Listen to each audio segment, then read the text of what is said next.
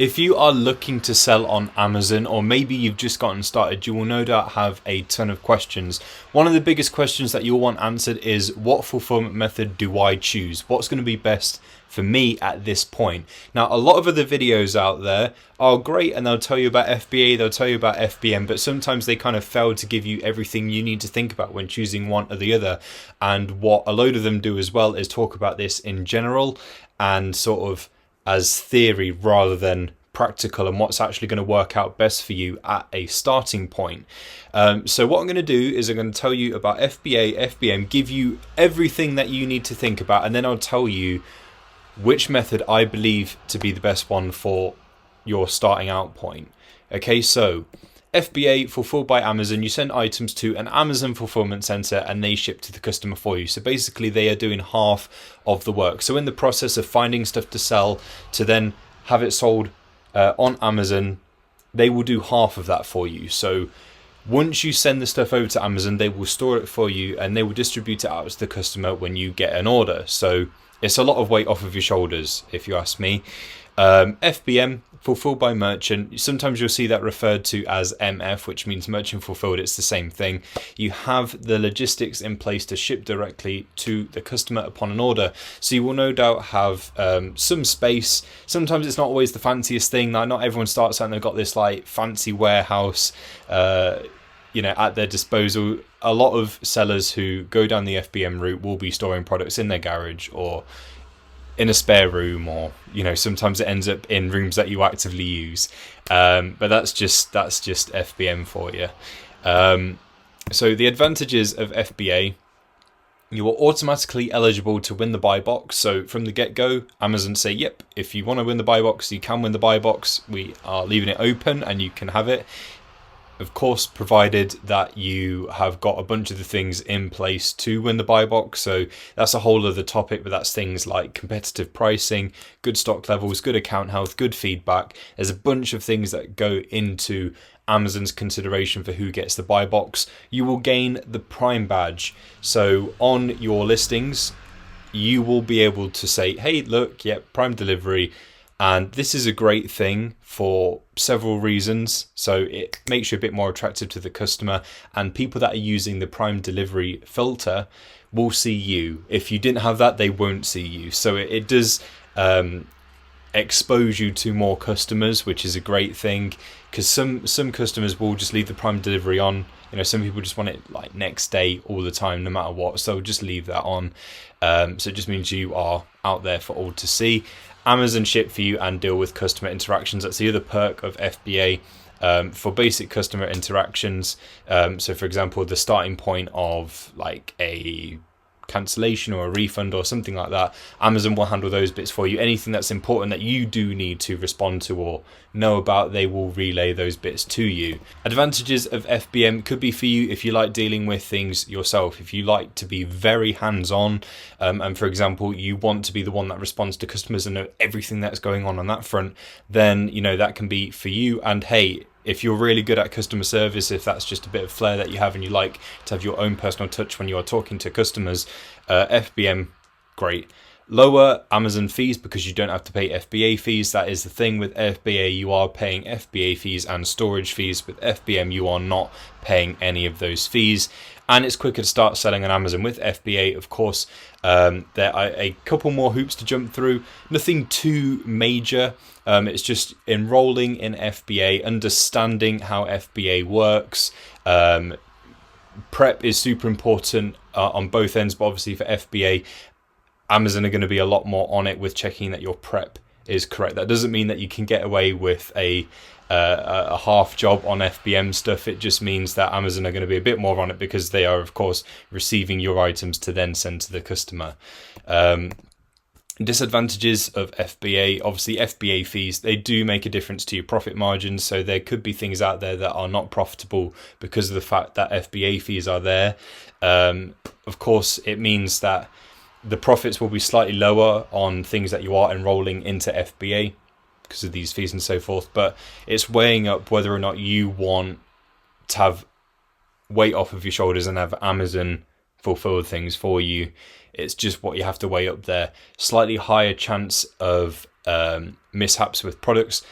if you're doing FBM, obviously you are the only one that's handling it, really, you and the courier. Whereas with FBA, you've got one extra thing in there, which is Amazon.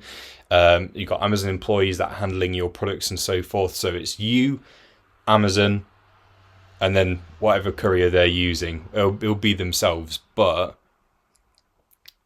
the couriers, the drivers. So there's more people involved with handling the products, and that could potentially, and it doesn't happen all that often, but it has been known. It's kind of a rarity. So it's just something we have to consider and allow for that could potentially happen. There is a chance of it because there's more people involved. More dealings with seller support. So with FBA, obviously you'll have a bit more communication with Amazon potentially, because if something happens, Amazon's going to be who you speak to. If you're doing FBM, you've only really got the courier to speak to, and that's about it. Maybe a little bit of Amazon, but it will mostly be, if there's anything, it'll be the courier. Whereas if something happens, you've got to talk to Amazon. They've got to find out if something happened in the warehouse. If something happened through the courier, there's a bit more to it there. Disadvantages of FBM: it takes longer to win the buy box initially. You're not able to properly show off quick delivery, so obviously you won't have the Prime badge, but over time, as you get things in play for your own system to get stuff to the customers, if you can do that quick, then obviously that helps increase your buy box eligibility, and feedback and so forth will speak for itself. Customer support, that can be an advantage, that can be a disadvantage. Maybe you like dealing with customers, maybe you don't like dealing with customers, but if you choose an FBM route that is mostly or solely FBM, it's just going to be part of it. Now, the reason why it takes longer to win the buy box initially, and this is kind of one of the biggest things to weigh up here, is because with FBM, Amazon don't know you. They don't know what you're going to be like. Think of it this way. You open a store, you have employees in. Would you give them the keys to the store straight away? Probably not. Would you let them do what they want with the till straight away? Probably not. Would you just let them do whatever they wanted in the store? Probably not. Not straight away. Okay? You don't know them. You need them to build a bit of a rapport with you. You need to see what their skills are, if they're any good at X, Y, and Z. There's a bunch of things to weigh up there. Amazon do the same for sellers. Now, with FBA, it kind of cuts that waiting time out, because obviously Amazon are doing half the work for you. So the crucial things that they have in their mind is they want customers to be happy. They want customers to get stuff quick. They want it to be done to a high standard. Amazon knows that they will uphold these as best as they can, and since they are doing half their work for you, they know that they're going to get it out to the customer next day, and how it's going to be handled in the warehouse and so forth. So that is why you are immediately eligible for the buy box. Whereas with FBM, if you go in and start on that route solely, there's not really going to be anything there. So you are kind of waiting for a bit of a stroke of luck where someone chooses to buy from you, and you make your sales and so forth, and you'll have to be kind of on it with prompting feedback if the Amazon auto feedback thing isn't getting it for you, and the feedback is what's going to help. And ultimately, quick delivery, good prep, all those things will keep your account health at a good level and bump it up, and that's what we want. So it does take time, it does take a little bit of luck in places. It's not solely about luck, it's just time, and then with a bit of luck you can get through that waiting period quicker.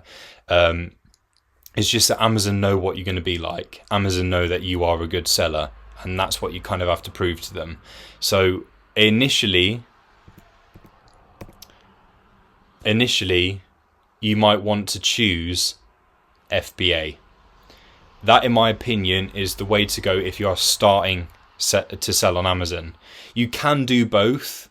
Some products are best with FBA. Some products are best with FBM. Sometimes Amazon can be a little bit finicky with certain types of products, particularly when it comes to things that are considered to be hazardous or dangerous goods. If you are dealing directly with couriers, of course, they will have their own rules and regulations in play when it comes to those kinds of items, but it's a few less hoops to jump through than what you have to do with Amazon, because obviously you'll have to get enrolled in the dangerous goods program and so forth. And then, of course, you've got Amazon's rules and regulations. So it's just sort of like weighing all of that up. Some things are best without those FBA fees attached to them. And obviously there's the convenience of FBA for you because a load of weight is taken off of your shoulders workload wise.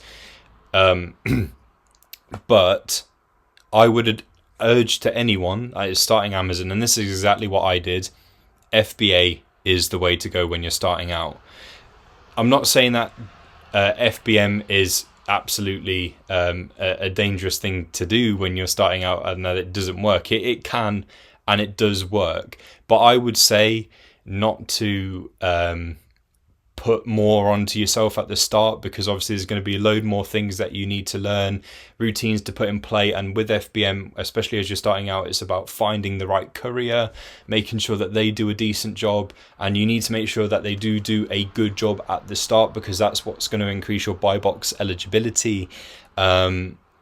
And you just don't want things going wrong before they go right at that starting point, because then it's a bit more of an uphill battle, in my opinion. So unless you know solidly, you know, which courier is the one that you're going to choose, what's got the best rates, what's going to have quick delivery, what's got good communication. If anything needs answering by you, or maybe the customer's got questions and they need to relay them to the customer, you need to make sure they are good at communication. There's a bunch of things to weigh it for couriers, and obviously if you just don't want to faff with that at the start, then FBA is the one for you. And at least just to get the ball rolling, you know, immediately eligible for the buy box, you can build up some feedback, you can get used to Amazon, create your own routine. You will find little niggles, and it's about learning how to overcome them and whatnot, and you'll build your confidence. And then at that point, it doesn't even have to wait till a long ways down the line. Just once you get past those first few steps, that first month or so, then you can do a bit of FBM. You can do both. There is no problem with doing that whatsoever. In fact, lots of sellers do have a portion of their inventory that's FBA and a portion that's FBM. Very few stick to solely just FBA, solely just FBM. Although, with that being said, those that do stick with solely one or the other, it does tend to be more FBA, just because it's a bit less work to do. And as you get further down the line with Amazon, it becomes a bit about outsourcing. So letting softwares do tasks for you that, again, more weight off of your shoulders. Prep centers, and of course FBA still there in play. So as you outsource and much later down the line, you know, it's just one less thing for you to do, and money will keep coming in. So initially when you're getting started out, as I say, in a nutshell, FBA for all of the reasons stated in this video, just to get yourself selling. Hopefully this video helped. Thank you for watching.